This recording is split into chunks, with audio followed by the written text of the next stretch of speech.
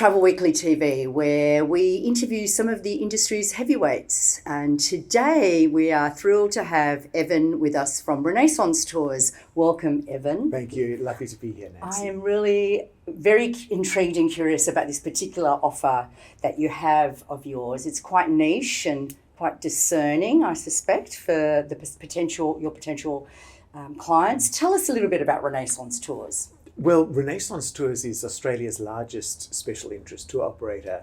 The company was set up about almost 30 years ago now by my predecessor, and I bought the business from him about 7 years ago.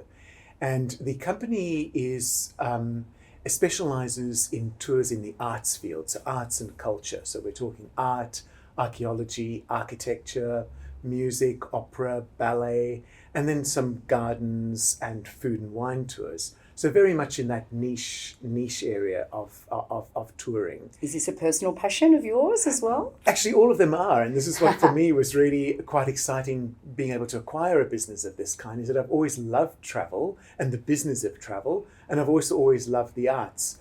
And I've been a follower of Renaissance Tours for many years, until the owner called me out of the blue, former owner that is, to say that he was going to be selling his business and retiring, and would I be interested in potentially acquiring the business? So Great never story. looked back from there. Yes, Yeah. The rest is history. Yes. Really interesting. And what is life without all of those things anyway, I always say. Really beautiful offer. Yes. How would you describe luxury from the lens of this particular brand? Because presumably with all of those things, people would not want to be backpacking, right? No. And actually, Nancy, or camping.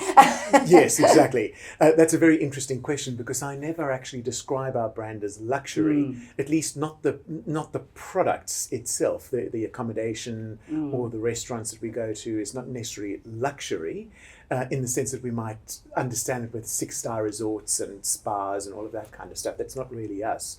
The luxury element, I guess, to our tours is really the privilege of travelling with like-minded others, so people who share the same hobbies and interests and pursuits, being led by an expert in their field, so whether that person's an archaeologist, an art historian, or a musicologist, so it's really benefiting from the expertise and the knowledge of the people that they are leading.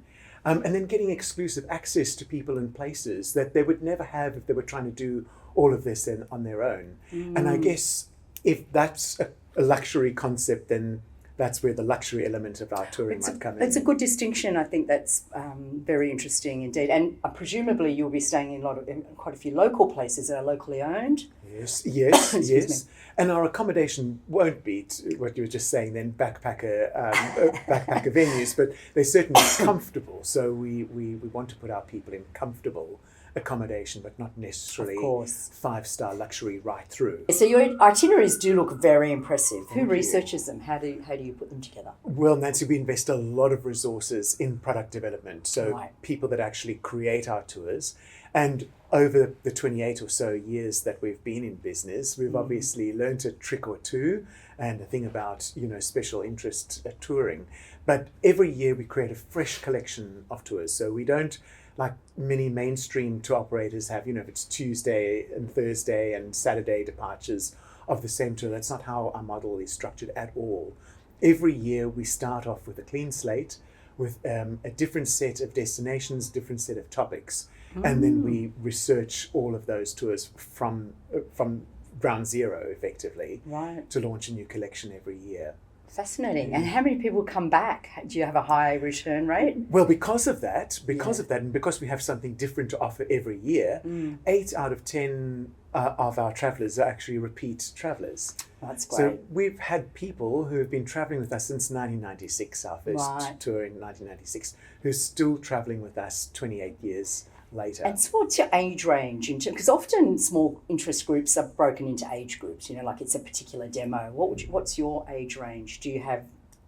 Yep, it's effectively very simple. It's self-funded retirees mostly. Mostly, okay. The average age is about mid-70s, with about 90% of people in their 60s to 80s. Oh, wow. Right. With a very small percentage of others on the side. Right, a small percentage of younger. Who's the youngest person that you've Oh, look, we've had some multi-generational tour members. So a grandmother and her daughter, I recall nice. traveling with once, a father and son too. Right. So, or a nephew with the aunt or the uncle.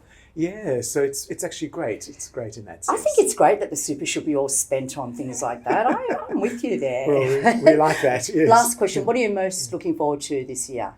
Well, actually, funny you should mention that, ask that question, because as we speak, we have a cruise charter that's sailing down the River Seine in France right now in commemoration of the 150th anniversary of the Impressionist art movement, the French Impressionism art. Okay. So we have a special art historian, Julie Errington, and we've chartered a river cruise ship just for our tour members. There are about 50 or so tour members on this beautiful ship sailing down the Seine River towards the English Channel. They'll be seeing all the sites that the French Impressionist artists used to paint 150 years ago. They'll be visiting some major museums along the way and seeing some of the sites that are synonymous with French Impressionism art. Incredible. Are So you going to be on that one? Unfortunately, no.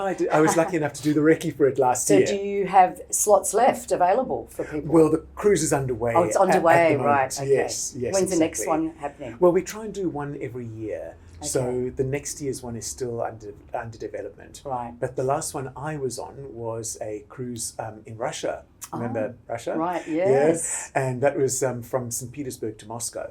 And we amazing. chartered our own ship there too. And it Wow. was just quite amazing. Yes. What an incredible little business you have. Thank you so Thank much you. for your time and Thank for you. joining us on Travel Weekly TV. It's been a great Thanks, pleasure. Evan. Thanks, Nancy.